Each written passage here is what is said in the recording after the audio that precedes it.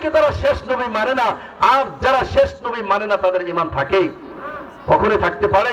এজন্য কাদিয়ানীরা হলো কাফের। কাদিয়ানীরা কি জোরে বলেন?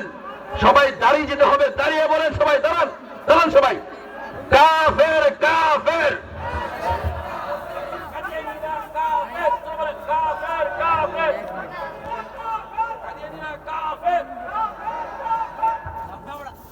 আলহামদুলিল্লাহ, কাদিয়ানীরা কাফের, এটা আপনারা চার ঘোষণা হোক, এটা চান না? চান না?